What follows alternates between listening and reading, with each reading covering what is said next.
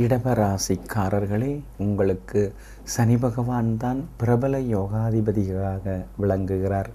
சனி பகவான் தான் உங்களுக்கு அள்ளி கொடுப்பவராகவும் விளங்குகிறார். அப்படிப்பட்ட சனி பகவான் கடந்த 2.5 ஆண்டு காலமாக உங்களுடைய ராசிக்கு 6வது வீட்டிலே அமர்ந்து ஓரளவு உங்களுக்கு வசதி வாய்ப்புகளையும் யோகங்களையும், சொந்த வீடு வேண்டக்கூடிய யோகங்களையும், வாகன வசதிகளையும் நன்றாக தந்தார். இப்போது அதாவது 16/12/2014 முதல் 17/12/2017 வரை உள்ள காலகட்டம் முழுமையும் அவர் 7வது வீட்டிலே அமர்ந்து உங்களுக்கு பலன்களை தரப்போகிறார். 7ஆம் இடம் கண்டகச்சனி என்று கூறுவார்கள். அப்படிப்பட்ட கண்டகச்சனியாக சனி பகவான் வந்து அமர்கிறார். பொதுவாக கண்டகச்சனி என்றால் பாடாய்படுத்தக்கூடிய அமைப்பாகும். ஆனால் இடபராசிக்காரர்களாகிய உங்களுக்கு சனி பகவான் யோகாதிபதியாக விளங்குவதனால் கண்டகச்சனியால் ஏற்படக்கூடிய பாதிப்புகளெல்லாம் நீங்கும். அது மட்டுமல்லாமல் உங்களின் பிரபல யோகாதிபதிகளாக விளங்கும் புதனின் சாரத்திலும் சனி பகவான் தன் சாரத்திலும், அதாவது அனுஷம் கேட்டை ஆகிய நட்சத்திரங்களிலே சனி பகவான் செல்ல இருப்பதனால் உங்களுக்கு அதனுடைய வீரியம் குறையும். கண்டகச்சனியின் வீரியம் குறையும், நல்ல பலன்களும் உண்டாகும். மேலும் இடபராசிக்காரர்களுக்கு 7ஆம் இடத்திலே சனி அமர்வது திக்பலம் தரக்கூடிய அமைப்பு என்று சாதக அலங்காரம் கூறுகிறது. எனவே திக்பலத்துடன் அவர் அமர இருப்பதனாலும் உங்களுக்கு கெடுபலன்கள் எல்லாம் குறைந்து நற்பலன்கள் தான் அதிகரிக்கும். ஆனாலும் 7ஆம் இடத்திலே கண்டகச்சனியாக சனி பகவான் வந்து நுழைவதனால் நீங்கள் ஆரோக்கியத்திலே அக்கறை காட்ட வேண்டும். சனி பகவான் உங்களுடைய ராசியை பார்க்க இருப்பதனால் உங்களுக்கு எல்லா வகையிலுமே லேசாக தலை சுற்றலெல்லாம் வரும், சோர்வு களைப்பெல்லாம் வரும், யூரினரி இன்ஃபெக்ஷன் எல்லாம் வர வாய்ப்பு இருக்கிறது, தோல் நோய் அலர்ஜியும் வரக்கூடும். எனவே நீங்கள் ஆரோக்கியத்தில் அக்கறை காட்டுவது மிகவும் நல்லது. 7ஆம் இடத்திலே கண்டகச்சனியாக அமர்ந்து உங்களுடைய ராசியை சனி பகவான் பார்ப்பதனால் நீங்கள் தினசரி நடைப்பயிற்சி மேற்கொள்வது நல்லது. கொழுப்பு சத்துள்ள உணவுகளை நீங்கள் தவிர்ப்பது நல்லது. உங்களுக்கு உடலிலே கொழுப்பு அதிகமாகுவதற்கான வாய்ப்புகள் இருக்கிறது. எனவே கொஞ்சம் நீங்கள் உணவிலே கட்டுப்பாடுடன் இருக்க வேண்டும். அதே போல கொழுப்புச்சத்து, காரம் அதிகமுள்ள உணவுகளை எல்லாம் நீங்கள் தவிர்ப்பது மிகவும் நல்லது. கண்டகச்சனி நடைபெற இருப்பதனால் கணவன் மனைவிக்குள்ளே உப்பு பெறாத விஷயத்திற்கெல்லாம் சண்டை சச்சரவுகள் ஏற்பட வாய்ப்பு இருக்கிறது. ஒருவருக்கொருவர் ஈகோ பிரச்சனைகளெல்லாம் வருவதற்கும் வாய்ப்பு இருக்கிறது. சாதாரண விஷயத்திற்கெல்லாம் சண்டை போட்டு மோதிக்கொள்வதற்கும் வாய்ப்பு இருக்கிறது. எனவே கொஞ்சம் நீங்கள் ஈகோ பிரச்சனைகளை எல்லாம் தவிர்க்க வேண்டும். ஒருவருக்கொருவர் விட்டு கொடுக்கும் மனப்பான்மையை வளர்த்து கொள்ள வேண்டும். அது மட்டுமல்லாமல் நீங்கள் எச்சரிக்கை உணர்வுடனும் செயல்பட வேண்டும். சிலருக்கு புதிய நட்புகளெல்லாம் உருவாகுவதற்கு வாய்ப்பு இருக்கிறது. அப்படிப்பட்ட நட்பையெல்லாம் நீங்கள் முழுமையாக தவிர்த்து விடுவது நல்லது. தவறான பாதைக்கு இந்த கண்டகச்சனி உங்களை அழைத்து செல்ல வாய்ப்பு இருக்கிறது. தவறானவர்களின் நட்பையும் ஏற்படுத்த வாய்ப்பு இருக்கிறது. குறுகிய மனப்பான்மை, சுயநலப்போக்கு, காசே குறி என்று இருப்பவர்கள், இப்படிப்பட்டவர்களுடைய வலையிலே நீங்கள் சிக்கிக்கொள்ளாதீர்கள். அதே போல திடீரென்று அறிமுகமாகுவர்களை எல்லாம் வீட்டிற்கு அழைத்து வராதீர்கள். கணவன் மனைவி உறவுக்குள்ளேயே யாரையும் இடையிலே புகுந்து வருவதற்கு அனுமதிக்காதீர்கள். அதே போல நீங்கள் வெளியாரிடம் கவனமாக இருக்க வேண்டும். வெளிவட்டாரத்திலும் நிதானமாக பேச வேண்டும். மற்றவர்களை தாக்கி பேசுவதோ தூக்கி பேசுவதோ முழுமையாக நீங்கள் தவிர்ப்பது மிகவும் நல்லது.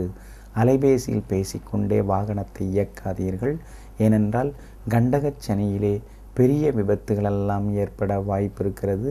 எனவே நீங்கள் அலைபேசியில் பேசுவதை, வாகனத்தை இயக்கும்போது அலைபேசியில் பேசுவதை தவிர்ப்பது மிகவும் நல்லது. அதே போல மற்றவர்களின் வாகனத்தை எல்லாம் உபயோகிக்க வேண்டாம்.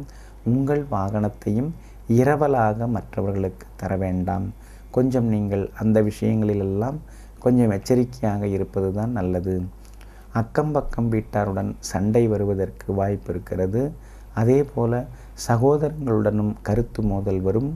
கணவன் மனைவிக்குள்ளே சாதாரண விஷயத்திற்கெல்லாம் சண்டை வருவதற்கு வாய்ப்பு இருக்கிறது. எனவே கணவன் மனைவிக்குள்ளே விட்டு கொடுத்து போவது மிகவும் நல்லது. யாருக்காகவும் ஜாமீன் கேரண்டர் கையொப்பம் எல்லாம் இடாதீர்கள். கொஞ்சம் நிதானமாகவே இருங்கள். மற்றவர்களை நம்பி பெரிய முடிவுகளெல்லாம் எடுக்காதீர்கள். உங்களுடைய பலம் எது, பலவீனம் எது என்பதனையெல்லாம் இந்த 3 ஆண்டு காலத்திற்கு நீங்கள் உணர்ந்து செயல்படுவது மிகவும் நல்லது. அதே போல் இந்த 3 ஆண்டு காலத்திலே விலை உயர்ந்த தங்க ஆபரணங்களெல்லாம் வாங்குவீர்கள். ஆனால் தங்க ஆபரணங்களெல்லாம் இரவல் தர வேண்டாம். பெரிய பொறுப்புகள், பதவிகள், சமூக பொறுப்புகள், கௌரவ பதவிகளெல்லாம் வந்தால் அதை நீங்கள் ஏற்றுக்கொள்ளாமல் தவிர்ப்பது மிகவும் நல்லது.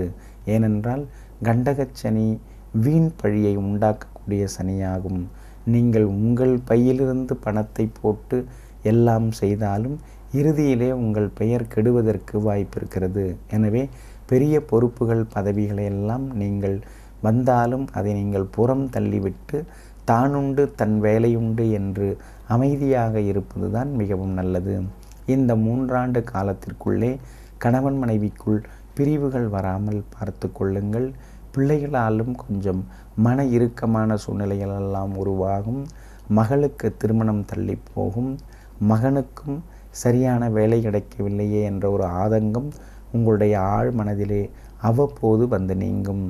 கண்டகச்சனி தொடங்கியிருப்பதனால் கொஞ்சம் நீங்கள் ஆரோக்கியத்திலே அக்கறை காட்டுங்கள்.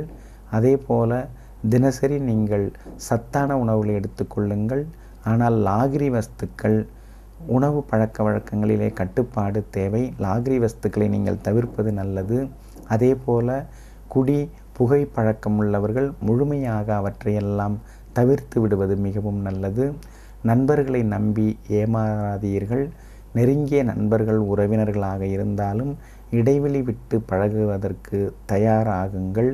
கண்மூடித்தனமான நம்பிக்கைகள், கண்மூடித்தனமான நட்புகளெல்லாம் இனிமேல் நீங்கள் முழுமையாக தவிர்ப்பது தான் மிகவும் நல்லது. உங்களுடைய அறிவுத்திறன் கூடும். உங்களுடைய நட்பு வட்டமும் விரிவடையும். கண்டகச்சனி தொடங்கியிருப்பதனால் உங்களுடைய செல்வாக்கு ஒருபடி உயரும். ஆனால் மற்றொரு பக்கம் இதுவரை இருந்து கொண்டிருக்கக்கூடிய செல்வாக்கையும் மற்றவற்றையும் செல்வத்தையும் மீண்டும் நாம் தக்க வைத்து கொள்ள வேண்டும் என்ற எண்ணம் வரும். அதாவது செல்வாக்குடன் கடைசி வரை இருப்போமோ அல்லது செல்வாக்கை இழந்து விடுவோமோ என்ற ஒரு அச்ச உணர்வு அவ்வப்போது உங்களுடைய ஆழ் மனதிலே தலைதூக்கும். சின்ன சின்ன தாழ்வு மனப்பான்மைகள் ஏற்பட வாய்ப்பு இருக்கிறது. பிரபலங்களுடன் பழகுங்கள். ஆனால் இடைவெளி விட்டு பழகுவது மிகவும் நல்லது. கண்டகச்சனி தொடங்குவதனால் வீடு மாற வேண்டிய சூழ்நிலை வரும். வேலை மாற வேண்டிய சூழ்நிலையும் வரும். கடனை நீங்கள் தவிர்ப்பது நல்லது. கடன் வாங்கவும் வேண்டாம், கடன் கொடுக்கவும் வேண்டாம். கொஞ்சம் நீங்கள் எச்சரிக்கையாக இருந்து எதையும் செய்ய பாருங்கள். இந்த 3 ஆண்டு காலத்திலே உங்களுக்கு இடையிடையே நல்லதெல்லாம் நடக்கும். ஓரளவு உங்களுக்கு ஆரோக்கியமான சூழ்நிலையும் உருவாகும். பணவரவும் ஓரளவு உண்டு. ஆனால் பணப்பற்றாக்குறை இறுதி வரைக்கும் உங்களுக்கு இருந்து கொண்டே இருக்கும். வெளிவட்டாரத்திலே நீங்கள் நிதானமாக பேசுவது, செயல்படுவது நல்லது. மற்றவர்களை நம்பி பெரிய முடிவுகளெல்லாம் எடுக்காதீர்கள். வியாபாரத்தை பொறுத்த வரைக்கும் இந்த 3 ஆண்டு காலத்திலே கொஞ்சம் பற்றுவரவு மந்தமாகத்தான் இருக்கும். பணப்பற்றாக்குறையும் இருக்கும். பழைய பாக்கிகளை வசூல் செய்வதிலும் சின்ன சின்ன தடைகள் இருந்து கொண்டே இருக்கும். அரசாங்கத்தாலும் மறைமுகமான நெருக்கடிகள் வியாபாரத்திலே வந்து நீங்கும். அதே போல புது ஒப்பந்தங்களில் கையெழுத்திடுவதற்கு முன்பாக சரியாக ஆலோசித்து கையெழுத்திடுவது நல்லது. பங்குதாரர்களிடம் கனிவாக இருங்கள். புதிய பங்குதாரர்களை சேர்க்க வேண்டிய சூழ்நிலை உருவாகும். அதே போல் மற்றவர்களுக்கு கடன் தர வேண்டாம். கொஞ்சம் எச்சரிக்கையாக இருப்பது மிகவும் நல்லது. உத்தியோகத்திலே நிதானமாக இருங்கள். அதிகாரிகளை பகைத்து கொள்ளாதீர்கள். அதே போல் உத்தியோகத்திலே அடிக்கடி விடுப்பெடுக்க வேண்டாம். நீங்கள் விடுப்பெடுக்கும் நாளிலே மூத்த அதிகாரி உங்களை தேடிக்கொண்டிருப்பார். எனவே விடுப்பை தவிர்ப்பது மிகவும் நல்லது. அதே போல் சரியான நேரத்திற்கு அலுவலகத்திலே செல்ல பாருங்கள். சில நேரங்களிலே அபராத தொகை செலுத்த வேண்டிய சூழ்நிலையும் உருவாகும். எனவே சரியான நேரத்தில் செல்வது நல்லது. சக ஊழியர்களிடம் நிதானமாக பேசுங்கள், பழகுங்கள். அவர்களை நம்பி பெரிய முடிவுகளெல்லாம் எடுக்க வேண்டாம். இந்த 3 ஆண்டு காலத்திலே உங்களுக்கு புது வேலை கிடைக்க வாய்ப்பு இருக்கிறது. ஆனால் வேலையில் இருப்போமோ இருக்க மாட்டோமோ என்ற ஒரு அதாவது நிலையற்ற ஒரு சூழ்நிலை தினசரி உருவாகும். கவலைப்படாதீர்கள். நிச்சயமாக உங்களுக்கு நல்ல முன்னேற்றம் உண்டு. மாணவ மாணவிகளே, கண்டகச்சனி தொடங்கி இருப்பதனால் அலட்சியமாக இருக்காதீர்கள். கடைசி நேரத்தில் படித்து கொள்ளலாம் என்றெல்லாம் இருக்காதீர்கள். அன்றன்றைய பாடங்களை அன்றன்றே படிப்பது மிகவும் நல்லது. கணித பாடத்திலும் அறிவியல் பாடத்திலும் அதிக அக்கறை காட்டுங்கள்.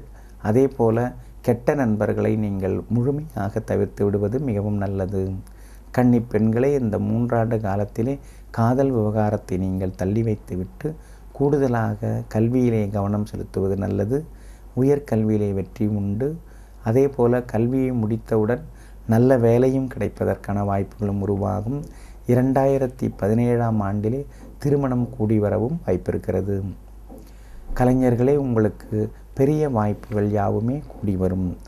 ஆக மொத்தம் இந்த சனி மாற்றம் உங்களுக்கு கொஞ்சம் இடையூறுகளையும் கணவன் மனைவிக்குள்ளே குழப்பங்களையும் பிரிவினைகளையும் மனைவிக்கு அறுவை சிகிச்சையும் தரக்கூடியதாகவும் உங்களுக்கு தாழ்வு மனப்பான்மையும் முன்கோபத்தையும் தரக்கூடியதாகவும் அலைச்சலையும் தரக்கூடியதாகவும் இருந்தாலும் சனி பகவான் உங்களுக்கு யோகாதிபதியாக இருப்பதனால் ஓரளவு நன்மையையும் முன்னேற்றத்தையும் தரக்கூடியதாகவும் அமையும். பரிகாரம்: திருவண்ணாமலையிலே அருள்பாலிக்கும் அருணாசலேஸ்வரரை பிரதோஷ நன்னாடிலே சென்று தரிசனம் செய்யுங்கள். அதே போல வில்வ தலம் தந்தும் இளநீர் தந்தும் நீங்கள் தரிசியுங்கள். சகல இன்பங்களும் உங்களை நாடி வரும். அது மட்டுமல்லாமல் சாலை விபத்தில் சிக்கி கொண்டவர்களுக்கும் உதவுங்கள். நல்லதெல்லாம் நடக்கும்.